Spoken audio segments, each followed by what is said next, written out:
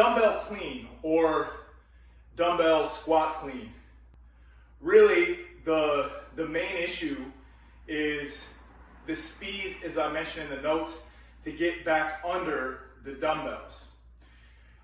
You're kind of turning it into two movements, like a clean and then a squat. We want them to kind of flow together so it turns into one fluid movement. I'm going to show you kind of what I see from your video and what we should be seeing over time. So you're coming from the ground, you're kind of cleaning the weight up, then squatting it, so it kind of looks like that, right? So it's kind of two separate things.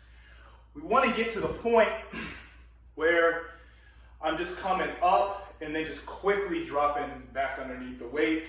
It should look a little something like this.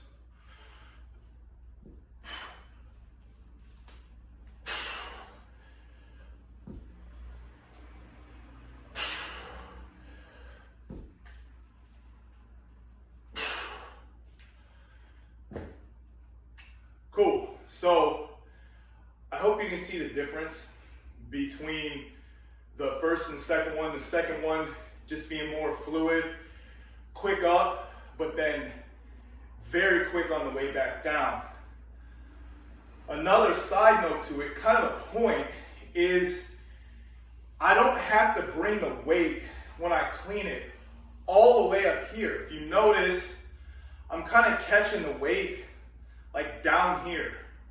So I only need to get the weight up maybe there, give or take. So it requires less effort on the way up and just speed to get back underneath the weight. So let's work on turning this into one movement, kind of making it more fluid, film it again, and just kind of keep progressing, go from there.